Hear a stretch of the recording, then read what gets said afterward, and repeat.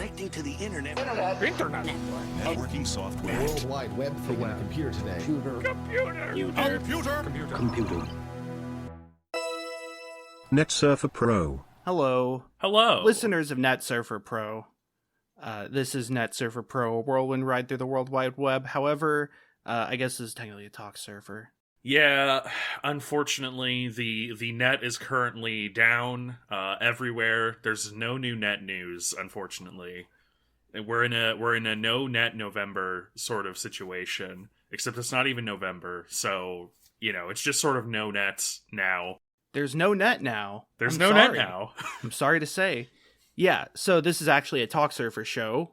Which is a whirlwind ride through whatever we want, starring your host this week, Galen, and my co-host, as always, for Talksurfers, Matthew Marisa. And so you may have seen that there's sort of a wave currently of internet media creators and artists realizing that they don't have to do this their entire life, that they will eventually die, and thus they should find a time for their channels to, close up as well. Not us, though. We're never going to. We're never gonna die. Yeah. So we may never die, however, we do have some changes being made. We're not ending the podcast, we're not retiring, but we are sort of taking this time to recenter ourselves and look a bit inward at our schedules and our release and stuff like that, as well as changes in schedules that are upcoming as far as like having time to record and everything. So yes. Essentially what our current plan is to every month do one Talksurfer or like a smaller episode along the lines of like the pinball episode or the Civ 6 episode. One that doesn't really require as much research. It is more opinion-based. And then every month as well, we will have one main episode, which is sort of the normal Newsurfer Pro affair with research and fact cornering and sort of more in-depth constructed arguments. This will give us better time to prepare and really research and look into things, and also just more time to accurately present our thoughts. And hopefully will not lead to year 4 burnout. Yeah, year 4, which we are now calling year fortnight, because there's going to be a new episode every fortnight. There's no other reason. That's pretty good, actually. Yeah, that's actually pretty good. I'm pretty happy with that. That's actually pretty good. Yeah, that's clever. You know what? I told a good joke. I have to go out to the world and tell everyone. You know what? You deserve a cheesy roll-up. I can't believe it. That's like my dog treat. Like Scoob. I think Velma's changing our Scooby snacks for cheesy roll-ups. Like Scoob, I think that Velma's sneaking in our medication and the cheese that she feeds us. Well, I don't know, Raggy. It's real racy. Anyway. Rasty cheese. Rasty Rees. So, though, as sort of it is a internet topic that's kind of been bouncing around a lot, we are, of course, going to talk about sort of the, it's not really a retirement wave. Here's the thing. I feel like a lot of people are viewing this as a mass retirement. Yeah. I think there's some big names, and then a lot of people are reacting to those big names. And so the people reacting to it seem to be larger than the people doing it. Yeah. You've got a couple of notable names. MatPat is probably the biggest that would be more relevant to us. Tom Scott certainly is extremely relevant and has been doing this for over a decade. However, MatPat sort of has the cultural kind of meme presence that we tend to focus on. Tom Scott has a lot of meme presence. Tom Scott does, especially have a lot of in the meme past presence. 2 or 3 years. I think the "I am here" has been sort of a big meme for a few years now. As has Knoppet Ah. Yeah, and so people have really sort of taken to Tom Scott as far as memehood. There's already plays on that meme and sort of deconstructions of it, which is really great. I wouldn't say that it's necessarily... MatPat does have, I think, more meme-hood, in that MatPat is almost more of a meme character than Tom Scott. Yes. I think MatPat is more controversial by Also a large true. margin. Tom Scott doesn't really invite controversy, whereas like MatPat kind of has a habit of it. MatPat, Game Theory, all the other spin-offs of that, very controversial in that, like, his theories are not great a lot of times. B, sullies the reputation of John Conway. Was that his name? Was it John? John Conway? The Game of Life gentleman? Yeah. Yes, John Conway. John Way, as he's sometimes known. Yeah, of John Conway and other game theory mathematicians. C, I don't know. Okay, so I watched it at first. Like, I remember as a kid liking some of the game theory episodes.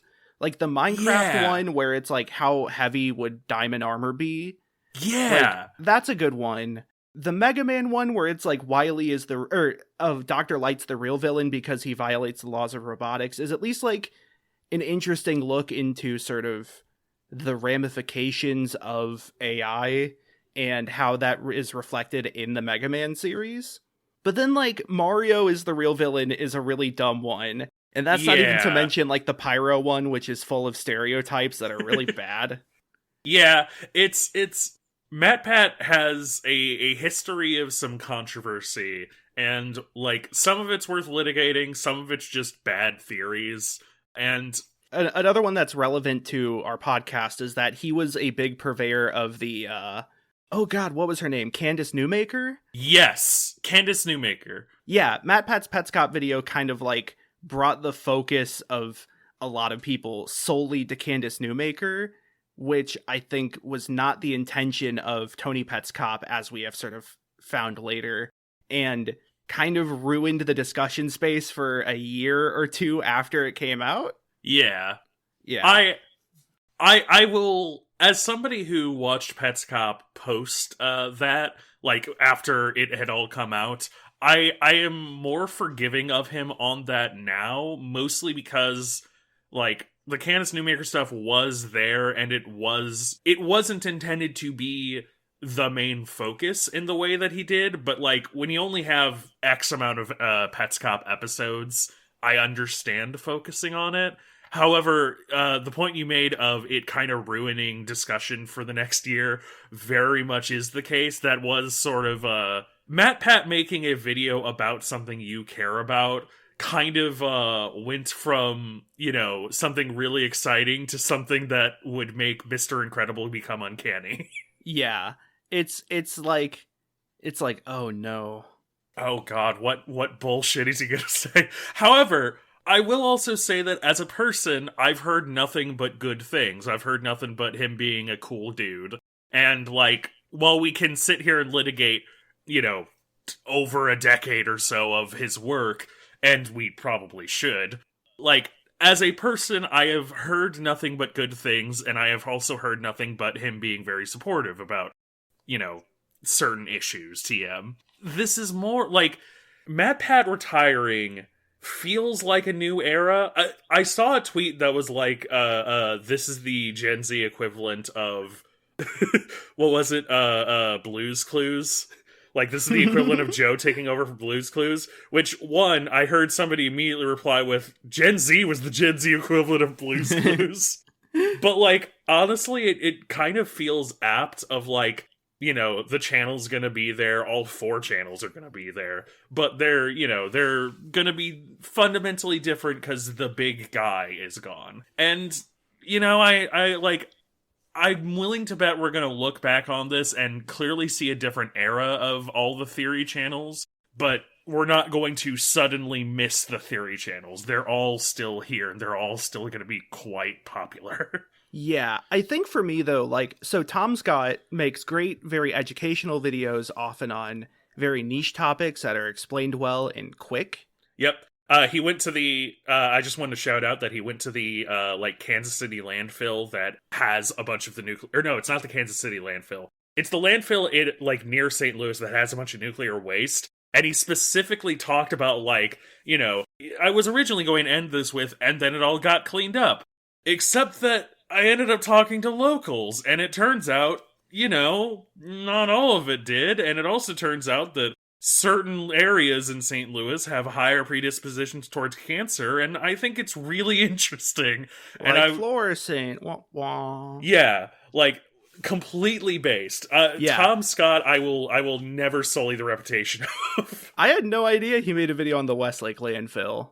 Oh yeah, he has made a lot of videos on a lot of like landfills or like pit lakes, stuff that's like, it may look very inviting, but you would not want to walk down this trail because the government set up a trail killer program in 1958. You wouldn't want to drive by the landfill. That shit smells bad. Yeah. I have to take that all the time. It's so bad. Anyways, yeah, I think the thing about Tom Scott is that he has gray hair. not a jab necessarily, but then he also had announced like a year or two ago that he wanted to retire and that the amount of like actual videos he was making was going to slow down or, halt within a certain time frame. Yeah. So he kind of gave a heads up, and I think a lot of people had time to sort of like reckon with that. Whereas MatPat, it feels very sudden. At least from like someone who doesn't actively watch him anymore, it feels like this guy who's constantly been sort of a figure on certain parts of the internet has now just decided, hey, I'm kind of done with this. And like, I don't know, maybe this is the announcement, but it feels just really surprising. And I think that's why it's made out to be this big deal. Yeah. It feels from left field. Yeah. Another one I wanted to bring up is Jerma, who we've talked about a lot before in various things, but Jerma, for I think a year or two, has said that he's looking to retire from streaming in the next few years and move to a more like production side, director, creative consultant side for like larger event streams and like story driven streams. Yeah. Things like The Dollhouse, or I think like Generation Lost is something he had a lot of input on. That would make sense. Which won Best Live Stream. And So yeah, like I think that makes a lot of sense for him and his skill set and his existing sort of fan base and whatnot. But like I think Jerma retiring is now a known constant. So while it will be, a little unfortunate to not have more Jerma streams, at the very least, like we're prepared. It's weird because I feel like we're talking about a dead person. But so this is something I really thought about a lot when Adventure Time ended. Because Adventure Time, like I wasn't a baby when it first started airing on Cartoon Network. I remember seeing the pilot when I was a little kid. But like Adventure Time had been going for so long that it was almost like I almost grieved it when it ended. And obviously it's back now. It's still going on with like extra canon, sequel stories and whatnot. So like it's kind of dumb now to feel that way when like Simon and Marcy, or there was just like a Marceline story, I think. Anyways, or there's like the new Fiona and Cake, but like at the time it felt like this is the end of something that I've taken for granted, that like I just assumed there would still be more Adventure Time in the future. Yeah. But now that there's not, and it's reached a definitive ending, it feels like something's gone. This is kind of something I wanted to talk about with Joe Cat, and Joe Cat is a different situation. I'm not gonna get into it. I'm not gonna relitigate it or anything. But this is a pro Joe Cat podcast here, and pro cat podcast. And, like, something I was initially going to make a TikTok about, I might still make a TikTok about, was essentially bringing up, like, creators in the creator space when they decide to stop creating for one reason or another, whether they're, kind of kicked off the internet or whether they just sort of retire, as we've seen more and more. Creators don't die. Unless they literally die, they're still there, and they're usually still kind of, like, in the vicinity. Like, I want to bring kind of a focus on, like, Anthony Padilla, for example, who left Smosh, which was a really big thing, but then went on to make his own channel and do other things. Or Lindsay Ellis, who, took a step down from the public eye, but now keeps making things and putting them out on Nebula, which is, a slightly more controlled space, and they're all still very good. And, like, with Joe Cat specifically, the point that I made was, like, Joe Cat has years of animating experience, drawing experience, social media experience, streaming experience. Like, JoeCat is going into some other industry. And it's probably going to be an industry where we will still, quote unquote, see them. You know, I would be surprised if JoeCat 100% never, you know, showed up to any other con and never did anything in the animation industry and like, I guarantee you that, you know, Tom Scott, Germa, JoeCat, they're still going to be present, just in a different capacity. You know, MatPat, I would be 100% surprised if he didn't, you know, kick out of retirement every now and again, like, what's up, internet? I'm gonna tell you why GTA 78 is actually about the 1948 attempted assassination of Herbert Hoover.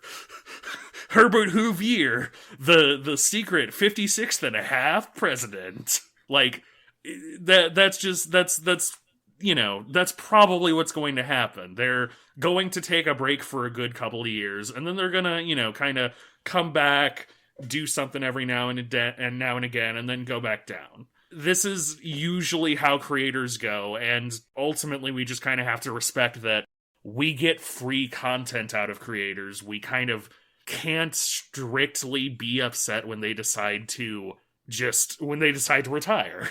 Yeah. Everyone is human. Everyone needs to take a step back. Except JoeCat. He's a cat. Sure. Nothing is permanent, and that's okay. Everything is true. Nothing is permitted. Wait.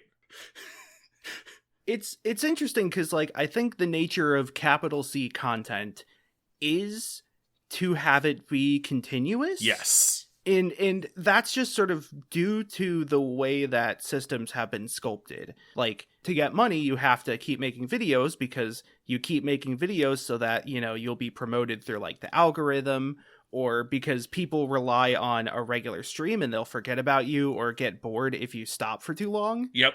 Taking breaks is pretty heavily discouraged by, like, the systems involved in promoting things. I don't want to say the algorithm, because that's sometimes used like a boogeyman. Yes. but a mix of both, like, psychology, conditioning, and like promotion and stuff like that, and marketing all causes it to be very heavily reliant on continual updates. And that's what, like, if you were to go to like a how to be a YouTuber 101 class or something, usually one of the first things you hear is be consistent. Yes. Yeah. But, like, you can get that so lost in your head that you forget that people take breaks from work sometimes. Like I know that's sort of a big thing, and if you can't take breaks from work, buddy, you gotta have breaks. You gotta talk to someone about that. Ideally your coworkers. And, like, content creation seems like a cushy job, but it's still a job and it's still work. Oh yeah. I kind of hate the thing of, like, you know, do what you love and you'll never work a day in your life. Bullshit. Yeah, that's an unhealthy way to treat labor, especially something you do for others and not purely for your own, like, self-actualization. Yeah. Like, I can write something for me to read and nobody else and, like, dig it in my backyard or something, but the moment I put it out there for other people, I am now beholden to so many other factors. Yeah. And that puts on pressure and stress, and, like, you're not immune to stress, buddy.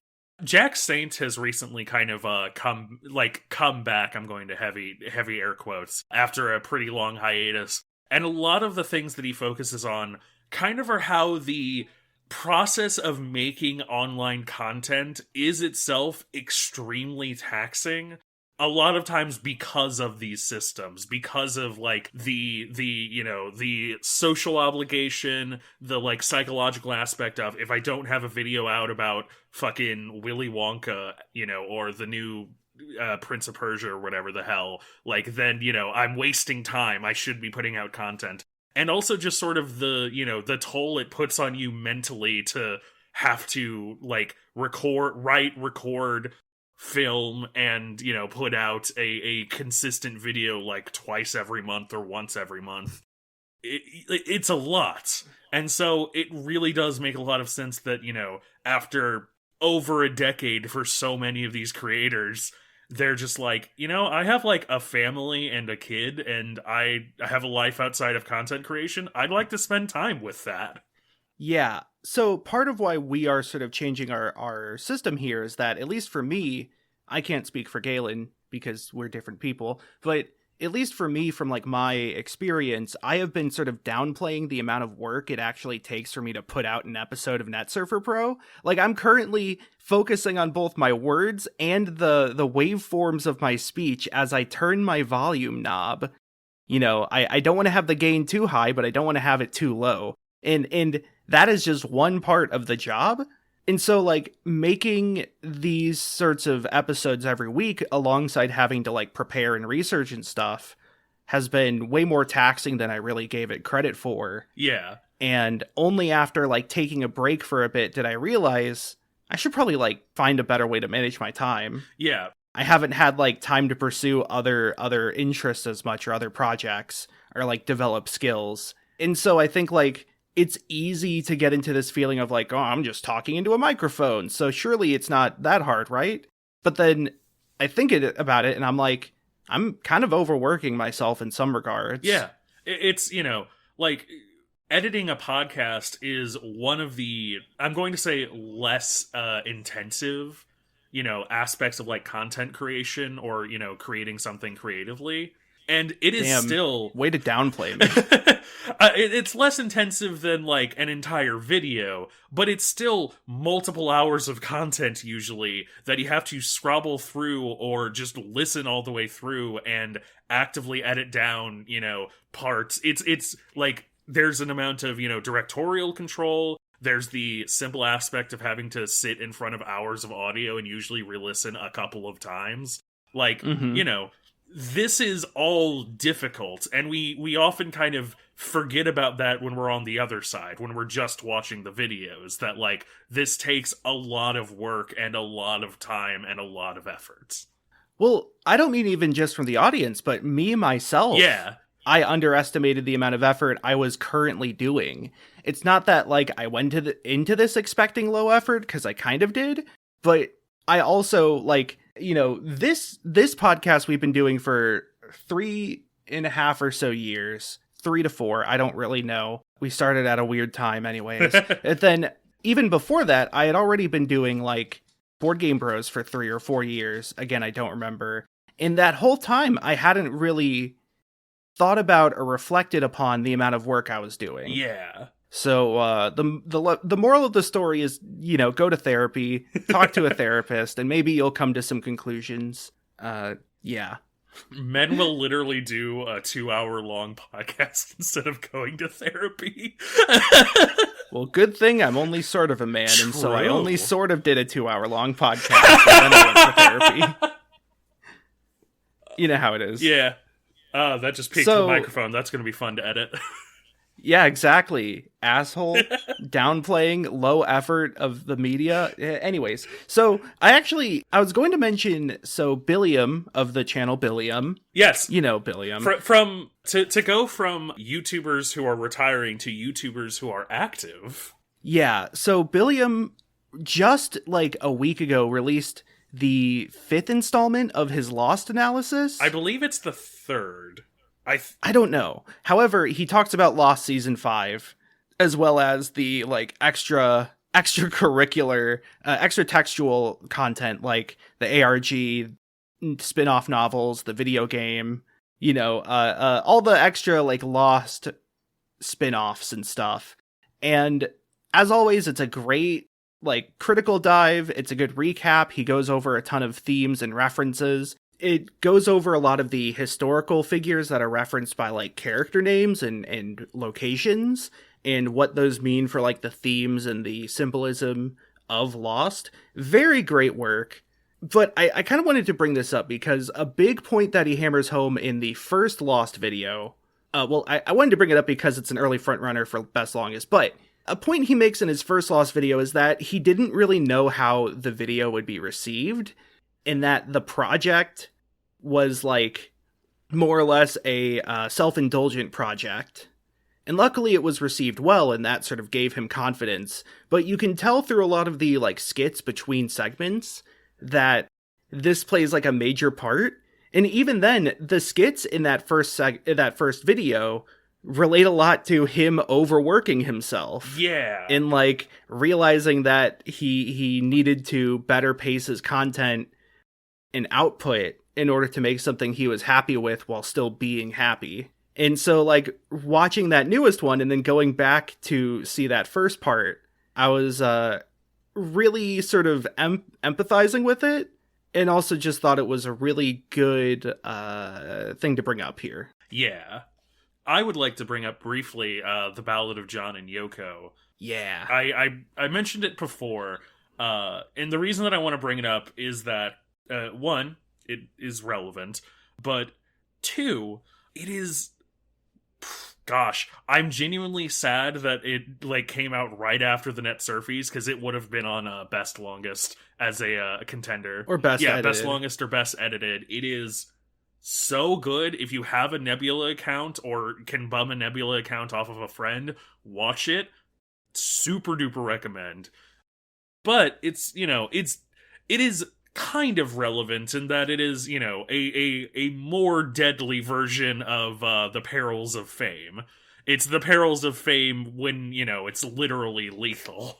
Given that, Lindsay Ellis put out a brief, the first part for free on her YouTube channel, and it is explicitly about John Lennon's death, and, Yoko Ono's sort of, not reaction to it, but, how terrible it must have been for Yoko during that time, considering absolutely everyone was kind of against her, except for, literally the other Beatles. Yeah. I mean, it kind of, that's what the first part of the video is about, but each chapter really has its own identity and brings up other, arguments and has other statements to make. Yes. Chapter 3, I'm not going to go into it right now, but it is a culmination of a lot of thoughts I've had for quite a while. Chapter, I want to say 6. You know the chapter if you've seen it. I believe it might have been 5, actually. It's the Lee Harvey Oswald chapter. Yeah. Is, legitimately just 10 minutes of my favorite, content, capital C content I've seen ever. It is so incredibly good and has primarily disproven any and all JFK conspiracies for me. The Ballad of John and Yoko is a wonderful video because each part kind of acts as its own, paragraph, its own thesis statement over the whole of it. It's about John Lennon and the Beatles and Yoko Ono. It's about disproving that Yoko Ono broke up the Beatles, heavy air quotes. It's also about, the legacy of it, and the legacy of the Beatles themselves. It's about, if you, who do you really blame for the Beatles breaking up? It's about the Beatles as a band. It is about so much, but the fact that it is structured where, each individual part kind of has its own conclusion, its own thesis that it is trying to put forward to a greater whole. It felt kind of Dan Olsen-ish, honestly, which is... I hate that I'm describing one creator with another creator, but, It's literary. Yeah. In that, when you read a book that is a critical book over a work or, a band, you're not expecting each chapter to fall under the same thesis statement. Each chapter is a unique chapter, and thus it opens with a different thesis statement or ends with a different conclusion, tied together by the bindings of the book and the concept behind it. But, you're not going to have a 50-page, even, that large book about one topic. Yeah. As far as, covering something else. Yeah. It is, it has my full recommendation. Again, would have gone on, Best Edited if it had come out literally 1 week before. And so, if you get the chance to watch it, please do. It's wonderful. Also, great use of music. Obviously, it uses Beatles music, but, the music choices are great. Yes, it uses them to incredible effect. But that's enough of looking in the past. Why don't we look in the past slightly different? That's right, Okay, video sure. games. Yeah. So this is essentially just two video games that we want to talk about Yeah. that we didn't talk about on the Newsurfies for very specific reasons. Let's start with you and your reason for your crime. Yes. So Starfield came out in the year of our Lord 2023, and It did. I know, I had nothing to say about it. That was pretty much the reaction from a lot of people, actually. Starfield, I'm gonna keep this brief because Starfield is a game that was meant to be, the next big Bethesda like IP. Essentially, it's Fallout 4, but in an original, space setting. It's the Skyrim of the stars, and it's just kind of, I have very little to say about Starfield, having sunk a good couple of hours into it. I didn't sink any hours into it like myself. I had Game Pass briefly, and so I got to play it for a month. And so, I essentially got it for free and had access to it for free. It is such a 7 out of 10 game. I legitimately do not understand why Todd Howard looked upset at the Game Awards. Like, 7 out of 10 Omega Lol. it really is. Like, it is... Okay, I have kind of come around on Skyrim. Skyrim is my least favorite game. It is the lowest on my favorite list, explicitly so that My Sims can be one above it. But I still consider it a great game. It finally clicked for me with the DLCs. But I understand Skyrim's point. Skyrim essentially is a GM-less RPG. It is it is quite generic, but it is essentially the best, it lends itself well to self-directed role-playing. It lends itself well to downloading a mod that lets you start in 7 different locations and deciding, I'm going to be a Khajiit Warhammer user. Why not? And then, you click a mod that's like, you start in this town with some money. And, that is fun. It places you in a world that's moderately interesting, but interesting enough to actively get you engaged in it. And then it kind of just asks you to, build whatever you want. You can do basically anything in one character. Starfield is a similar situation. There's a lot of traits that, give you little things that are kind of interesting. There's a trait that gives you a house, but you also have a home loan. There's a trait that gives you parents, but you lose 2% of credits or what have you. And the parents are real characters you can go and meet. There's various traits that make you citizens of the different domains that I obviously didn't pick because it was my first time playing. I like the number one fan. Yeah, the number one fan is also really good. I do quite like the number one fan, especially as a throwback to Oblivion, of course. But,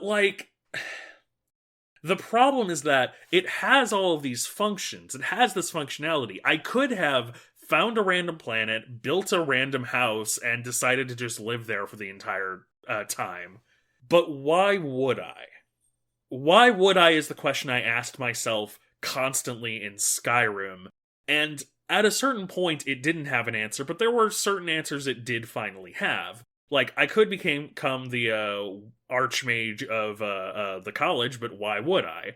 Well, it gives you access to a nice room that has a lot of, reusable materials that are all alchemy-based. That is literally at least one tangible benefit. I can also then, sell the Elder Scrolls to the librarian. That's a tangible benefit. And so, it's not just the tangible benefits, it's the fact that it also kind of positions it in a roleplay sense. And Starfield is not a worthwhile world to be in. It has everything. It has base building, it has the loot system, it has decent enough guns that I don't care that they don't work like real guns, they look fine. It has a vaguely interesting aesthetic, but it's very generic and NASA punk. It's the most inoffensive possible, sci-fi imagination you could have at Bethesda, I assume. I like NASA punk. I like NASA punk too. I legit... That's why the moon base is the best Overwatch stage, don't at me. You It has a rock climbing wall know, that's fair. and a hydroponics garden. What else do you want? This is why Moonbase Alpha is my favorite game. John Madden. John Madden. Hey, Yeah. you. Like, Nasapunk is good. I like the aesthetic, but I also kind of like look at it and go like, you could have done more interesting things here, and you made an active choice not to. It's, you know, the people you're fighting are spacers. You're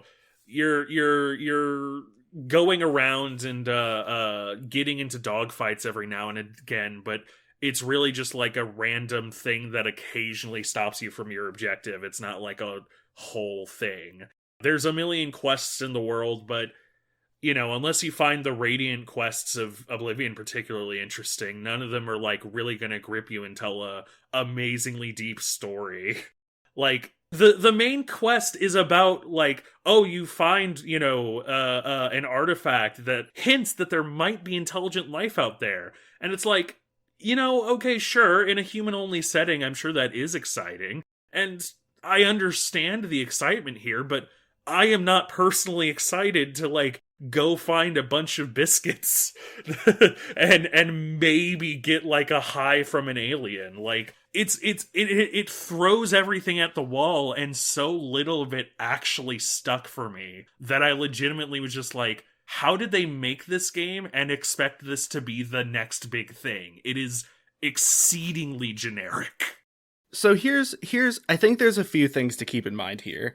Zero, I have not played Starfield. I've seen a lot of it, but I haven't played it, so you know, take this with a grain of salt, what have you. These are just opinions. But for one, No Man's Sky exists. For two, Baldur's Gate 3 exists. For three, Skyrim has mods. Yeah. Those are, I think, the three things that contribute to this game's reception. No Man's Sky has things like the space, like, liftoff. You can leave the atmosphere in No Man's Sky. You can't do that in Starfield. You can also do that in Outer Wilds, and that was a game made by, like, 10 people, so, like, or even less than that. Yeah. So, like, that, I think, is one thing that is causing people to be upset with it, is that it feels like there are expectations that are set by the elevator pitch that aren't really met, and that also makes people more critical of a lot of the other Bethesda-isms. Yeah. And then two, Starfield as a role-playing game doesn't feel as captivating as something like Baldur's Gate 3, which had a very long development time as well, but, like, I don't know, I think the choices in Starfield don't feel as interesting, or they don't feel like you have as much agency, and, like, there are characters you can kill in Baldur's Gate 3 who are important, but they do the Bethesda thing in Starfield where you can't kill a lot of important NPCs. Yeah. Or at least, you know, that's what they've been doing in recent games. And so, like, that makes it feel like the player doesn't have as much room to really express themselves or flex themselves. And in a role-playing game where you are trying to create a character concept and then roleplay as that character, not role-playing game as, like, use stats to fight bad guys.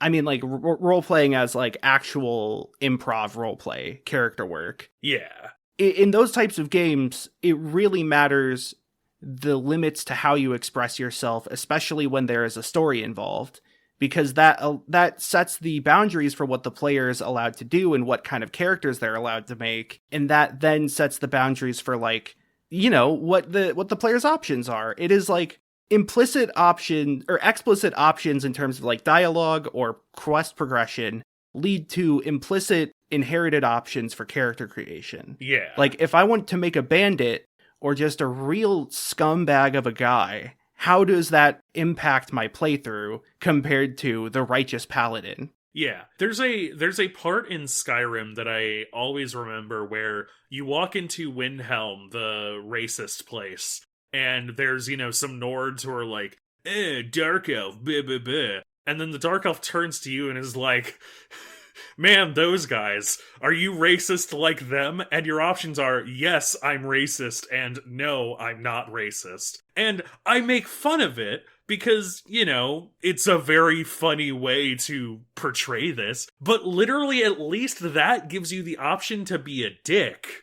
Like, at least the options here, I, as a person, can, play a fucking Khajiit and be like, yes, I am racist. And in my head, I transpose that with, like, my character being like, get away from me, dark elf. Like, I understand the genericness there because at the very least, there is room for you to kind of editorialize.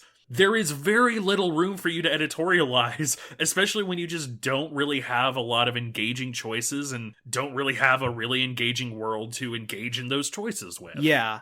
And then the last part was that, like, so people were going to make a Starfield Together mod. Yep. There's Skyrim Together, which allows you to play Skyrim multiplayer. They were going to do that for Starfield, and they decided to scrap it because the game is too boring. Yep. There is a real effect of modding kind of causing complacency or, like, buy-in, where people who play a lot of modded games or play one game modded a lot kind of have so much time and interest invested in that game that it's hard to pull them away from it at times. And I think that's especially the case with these massive Bethesda games that really take a lot of, like, coercion to sort of get you to sit down and get into the world sometimes. Yeah. But so with Starfield not having a legacy world like Fallout or Elder Scrolls that people already like, they have to work really hard and make the best game ever so that people don't just play modded Skyrim, which has a ton of features that make it better to roleplay or better mechanically. And they just assumed that they didn't have to. They just assumed if they make, another Bethesda game, but this time it's in space and has marginally more interesting things to do, that'll, sort itself out and then the community will build everything around it. And turns out that just doesn't happen when you make a game that's the most 7 out of 10 game ever. Yeah. Like, I think the traits being more built around, like, the traits being like character prompts almost, like you have parents or you have a house with a home loan. Those are interesting because they kind of encourage the player to think about what this means for the character rather than what this means for themselves. But then also it still has mechanical elements in like RPG stuff, but it also doesn't really go into them super hard. And oh wait, I'm describing Cyberpunk, aren't I? I met my parents once in the game, and I was not impressed. They are very, very generic parents, just like, oh my god, well, we support you forever, that you're part of this, cool expedition force. We're just gonna bum around them now. Bye! Yeah. Like, yeah. I think I've exhausted every single thing I have, every single opinion I have about Starfield, and I'm really ready to never think about it again. Yep. Just like Star Wars. Now let's go to a good game. So this Star Trek. Star Trek is my favorite game. So this is a game that came out last year, and it would have been on Indie Game of the Year shortlist, but I did not play it until this year because I bought it during the Steam Winter Sale. But I want to talk about Chants of Sennaar. Huge spoilers, because this is a like puzzle adventure game. Sort of the whole point is learning about it. So spoiler warning is now in effect for Chants of Sennaar. So it is a game about learning languages. It has this like Tower of Babel sort of setup where there's this big labyrinthine city that you eventually learn is like several cities stacked on top of each other of varying technological complexity and like social changes. And you start out in like the very lowest level, which is very sort of Sumerian, Egyptian inspired, probably more Mesopotamian or Sumerian. And you don't know what people are saying, but you can infer from context clues what they're trying to get you to do. And through this, you eventually start to decipher their language. And so that, like, it'll show, like, 2 glyphs and you don't know what they do, but the person will point somewhere. So you can click on that glyph in your journal and write down, like, this could mean move or go or there. And then you come to a door, and the door has a, like, switch next to it with 2 glyphs on it. And when you hit the switch one way, it opens, and when you do it the other way, it closes. So then you're like, oh, so this could mean open, this could mean close, it could mean on and off. They're opposites, but that's roughly what they mean. And then when you're able to, so your journal has every glyph, and then it has, like, pictograms referring to what they could define. When you match the glyph to the pictogram in groups of 3, much like Oberdin, for example, it tells you what the actual meaning is. So through this way, you will then start to be able to read full text translated automatically to your language. Oh, that's cool. And at first I was like, okay, so there's one civilization with one language. That's cool. Kind of makes you think of like Tunic or La Mulana, but a bit more involved. But it seems kind of small if you look at the amount of pictograms. Oops, there's actually like 5 different languages in this game that you have to learn.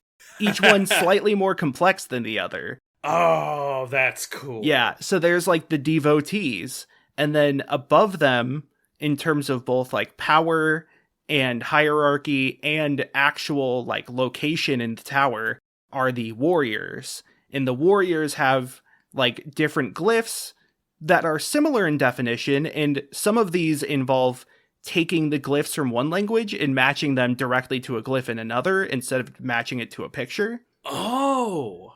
Yeah, and then after them you have the the artisans, and the artisans have their own language, and then you have the scientists, and then after the scientists are like the exiles. So you have a few different civilizations, each with their own unique style.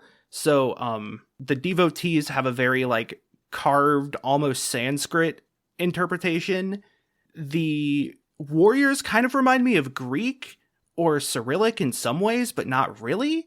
They're just very like jagged lines, whereas the devotees have more curves. Yeah. And the lines are more evenly spaced, whereas the devotees can be kind of widened and narrowed at weird times. Then the artisans are like Arabic, and then the scientists have theirs based off of alchemy. So all their glyphs are like circles with lines and nodes attached, like graphs. Yo, that's so cool. So that's really cool. They each have their own identity. You learn how their societies work. There are some stealth sections that are really bad, and I feel like they didn't need to be in the game for the game to be effective. And it's weird because like the first stealth section is a literal avoid line of sight. It's just like the guards in Ocarina of Time when you're sneaking into the castle. But then like the next one is more of a social stealth where you are trying to blend in with the customs of the people around you. And that makes way more sense for this concept, because as you learn about the language, you learn about the customs, the traditions, the rituals, the like relation between different peoples and how there's a sort of caste hierarchy. And ultimately your goal is to translate from one language to another, complete conversations, acting as a diplomat, a like translator between groups. That's awesome. That's all cool. My favorite thing though is the interesting dumb linguistics side of this. So, for example, the devotees, they define plurals by having multiple of their noun in like a row. So plants is plant in terms of the way the glyphs are written out. Yeah. Then like a lot of the later ones will have a plural notator. The warriors have like many as a word, so you do many plants. But then the artisans have punctuation, and the punctuation defines plurals.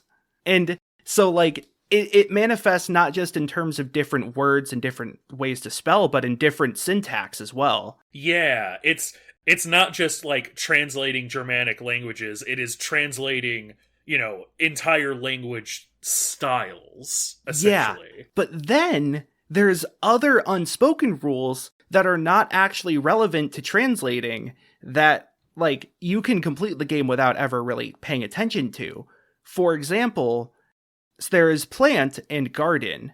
In the, like, devotee language, garden is a box around plant. And then there is death in graveyard, and graveyard is a box around the word for death. Yeah. Indicating that they have a glyph that represents, like, a location or a building for the purpose of whatever is inside of it. And so, like, there are these compound glyphs that combine two separate things together to create one, and that's never brought to your attention directly. You don't see the separate, like, building glyph. That just doesn't exist. But I noticed that as, like, oh, these all mean, like, place for something, so they have a way to distinguish a place as, like, a square. Or, like, the warriors are very representative in their glyphs because they're based off constellations, and the constellations are based off images, like constellations tend to be. Yep. So, like, there's a part where you literally decipher glyphs based on their constellation. The way they represent, like, demon is a like stick figure guy who's really angry, but also they use that same thing for the devotees because they hate the devotees. It's not actually demon, it's like impure or bad guy. Yeah, but they use that for both the devotees and the literal monsters that exist. So then you get into the bit of how language impacts the way that they philosophically view the world, and you get into how that in turn educates their language. Oh, that's cool. It's that's cool. Interesting. I really want to do like a video or something on it, specifically going over the linguistics and not the themes of the game. Because the themes are kind of basic. It's like, there is like a phone bad bit towards the end, which I kind of hate. But it is ultimately that like language is a barrier that when enforced acts as any other barrier, that it is a wall or a gate that must be opened by translation in order to further people for the better. Yeah.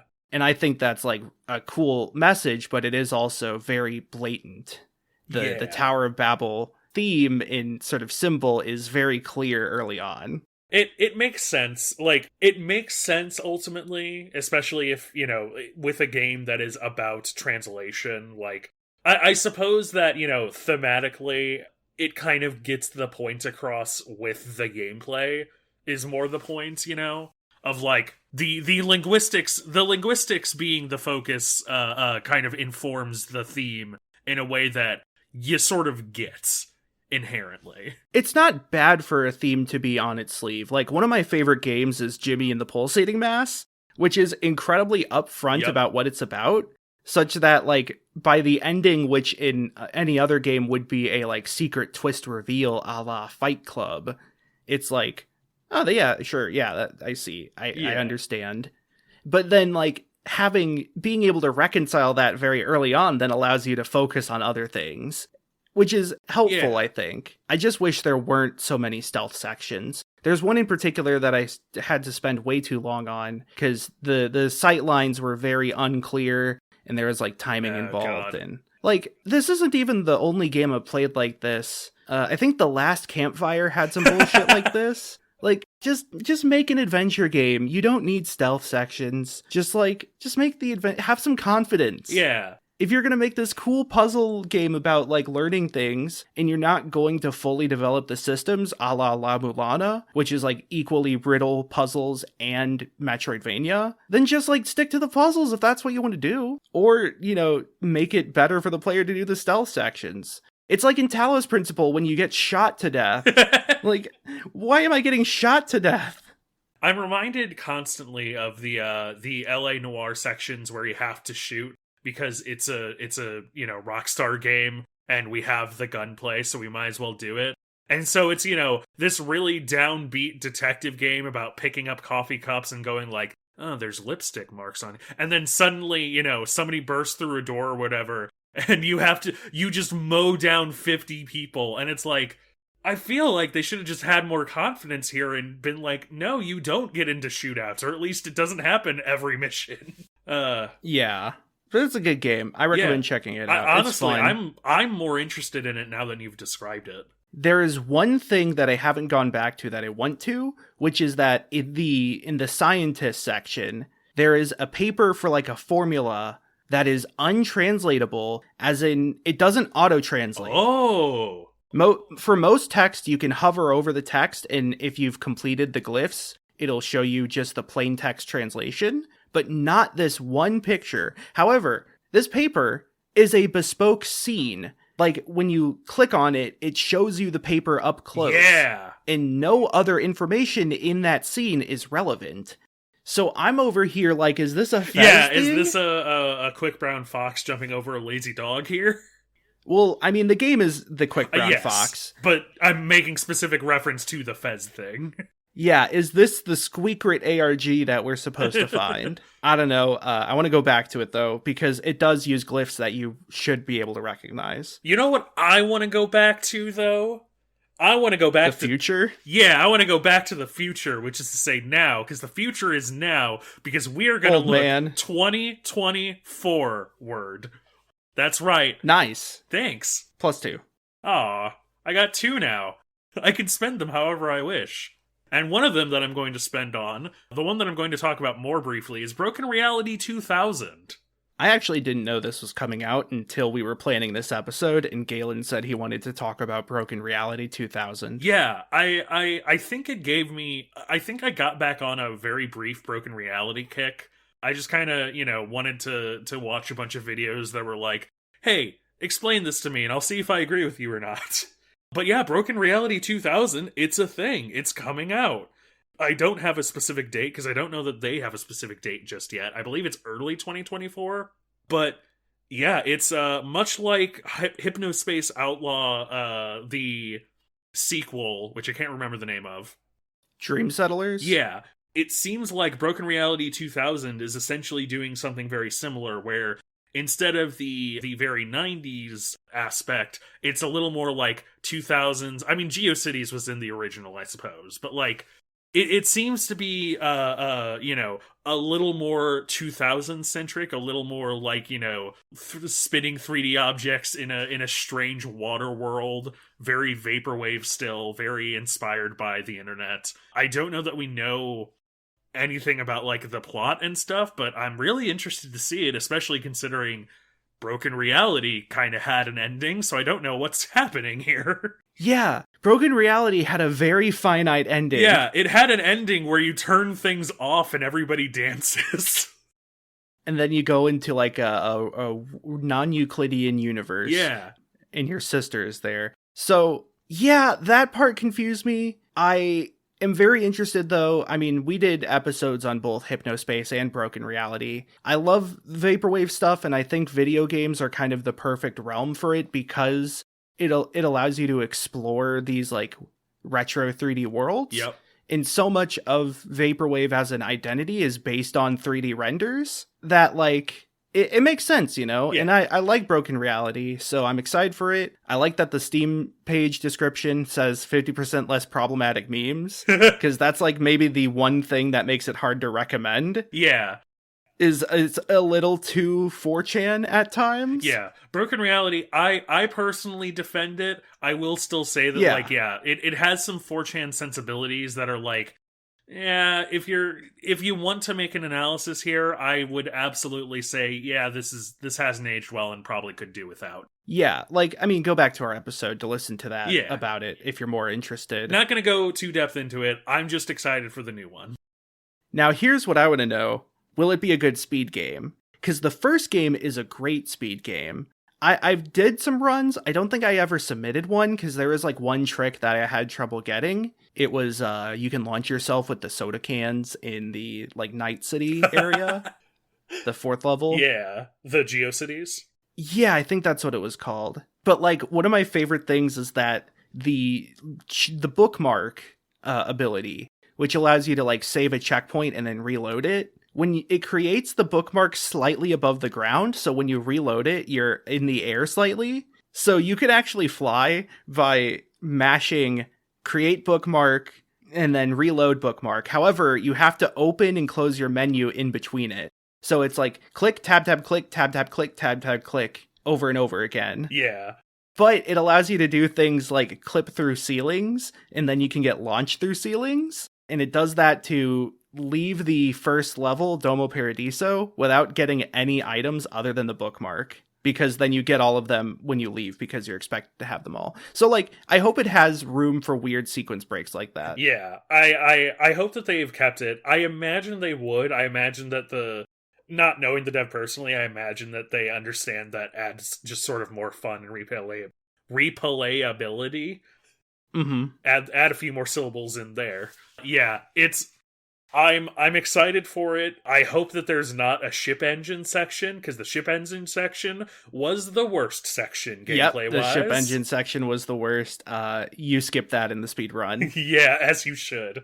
If you're doing all golden triangles, I think you're able to go backwards through it, which is to say downwards. Yeah. I know that there's like 1 or 2 down there, but yeah. Yeah, but for the main speed run, you essentially go through the back door using a combination of different techniques. Based. And that allows you to go straight to the deck of the ship. Based. Is there anything you're looking forward to in 2024? So there are 2 things I wanted to shout out, but we're kind of running out of time, so I'll only shout out one, which is that, so Stern has shown a lot of footage of their next pinball table.